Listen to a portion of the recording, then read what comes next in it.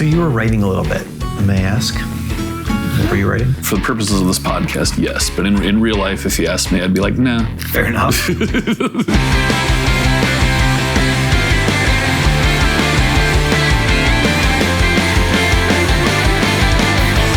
Welcome to Happy Hour Sessions. I am George Chase, and I am joined by Joshua Jesty, singer, songwriter, Cleveland native. I am super excited to have you on. You do occasional comedy, and I like your darker sense of humor. Thank you. And I really like a lot of the stuff you've put out as on the music front. We are going to get into the song selection. To help guide the writing process, we're going to use another song as inspiration for our new one. We leave this up to chance by drawing 3 cards. The first will be the decade. The next card will be the year in that decade, and the final card will be the song's placement on the year-end Billboard chart. Once a song is chosen, we'll have a limited time to create our new one, and by the end of the episode, we'll have the first draft of our new song. We're going to start with the decade. These are tarot cards. It's just going to be death. Yeah, exactly. Shuffle those up. This one is the underdog. The 60s. All right. Okay. Go the other side here. 62. Ooh. Shuffle these up and then pick out one card. I just cut. Perfect. I'm just going top. There you go. The number 2 song from 1962, I Can't Stop Loving You by Ray Charles. Okay. Let's go write a song. Cheers. 1, 2, 3, 4. He says happy hours. What did you feel? What did you hear? What did you take away from that? I mean, Ray treated his voice as an instrument. Yes.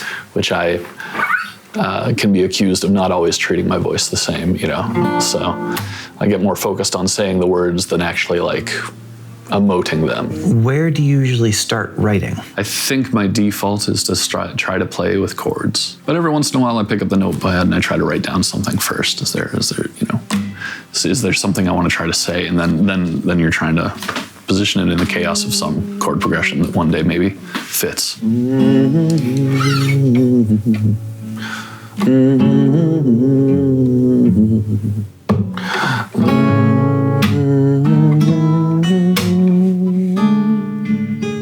So you were writing a little bit.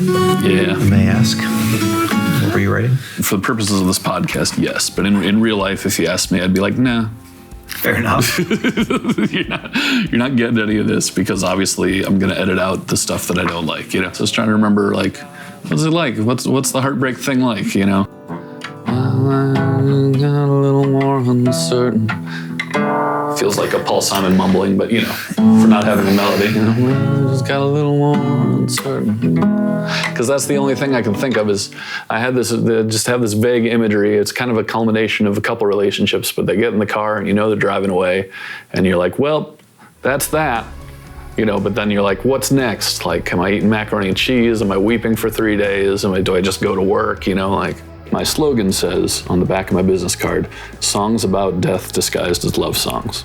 You know, not to turn it into a therapy session, but I lost my dad when I was 22 going on 23. And my mom passed away at the top of COVID. A coworker of mine, his dad passed when he was 18. And I ignorantly said like, well, at least he was there for you, like through kind of those most crucial parent years. Not realizing that like at 30, I'd be like, hey, I still have no clue what I'm doing. You know, I kind of wish someone was still here to maybe tell me, maybe don't put your hand on that stove, you know.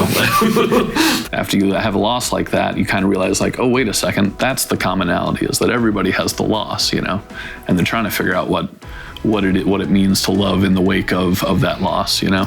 In my silly head, when I'm putting out these songs and trying to be honest with people, I can't walk up to somebody on the street and be like, who did you lose that's close to you, you know? That's an important question to ask, and I don't think a lot of people get asked it a lot, you know? Or what was the other line? You know, not so much left unsaid, but nothing left to say.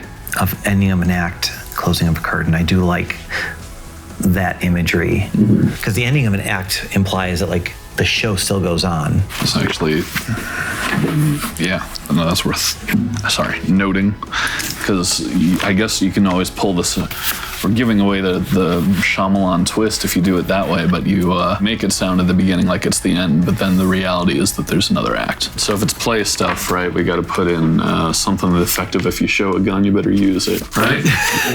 By the third time you see the gun, it has to fire. Yeah, I don't know the name of the rule, but you know what I'm talking about, right? Exactly. What you got? The idea of saying, if you're going to show a gun, you better use it. If you're going to threaten to leave me, you better do it. I'm not saying the line you suggested is a no-no. I'm saying what it does is it takes it and defines it a very certain way. Whereas if you say something, or if you set up like a little play analogy and then say, if you're going to show a gun, you better use it. You can be driving to someone's house and think of the song one way when you hear it, and then like something happens at the house that changes the state of your relationship, and you're driving back and then you hear the song and you go, maybe it means this now, you know? Great. Well, no, I mean, it's, and I'm sorry because I feel like I just shot down an idea when we're supposed to be collaborating. But. No. You didn't do it disrespectfully at all. So thank you. Thankfully. Thank you. Vodka. One of the more unique things about music is its ability to have people come together. I feel like him and I are cut from the same cloth, and there's something very comforting about writing with him. Parts we're playing cease to exist. Yeah, you know, we've gone off script. My life just got a little more uncertain. Too much, too long? I don't think it's too long. Should we put in the 6-minute Space Jam in the middle? Yeah, I think a guitar solo and like maybe even a saxophone solo. Can I scream into the pickup? Why did you write so much with diminished? And why do you feel like you need to add the F in now? I don't know why it's so hard for me to write stuff that's just 3 chords. I don't know. But for me, I guess the quiet but most deadly weapon for distinguishing like maybe a Josh Jesty song to me is that there's maybe just an extra little thing in there that wouldn't normally be there. There was definitely a time in my life where I was like, how many crazy chords can I put in everything? But then, there's a certain point where it's just like that diminished chord just disappears, you know? Like on, do, re, mi, fa, sol, la, ti, do. Like the T is diminished in your major scale, you know?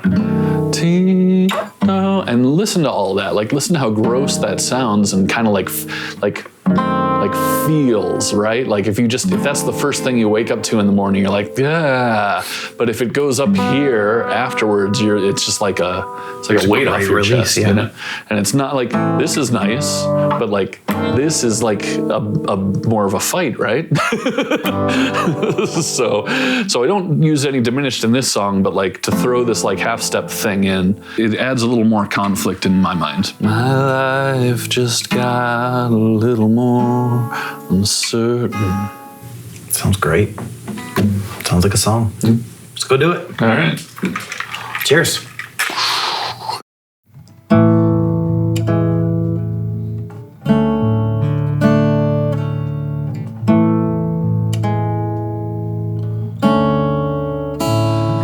It's the moment where we feel like bad actors in a play.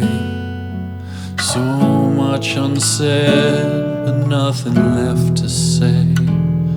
It's the end of an act, the closing of a curtain. My life just got a little more uncertain.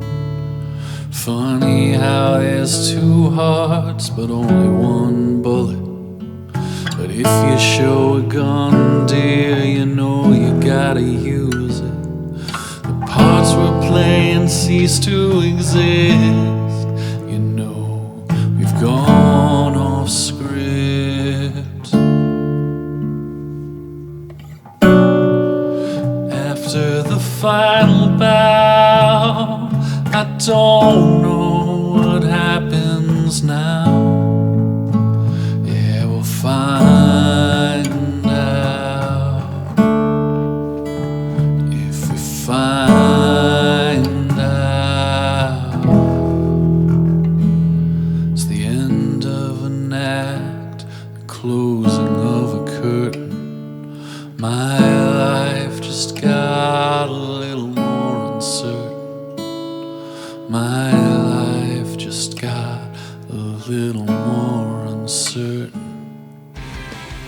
That does it for this episode of Happy Hour Sessions. Thank you so much for watching, and special thanks to our guests for being on today. You can check out their social links below. Don't forget to subscribe. You can watch some more videos right here, and we'll see you next time.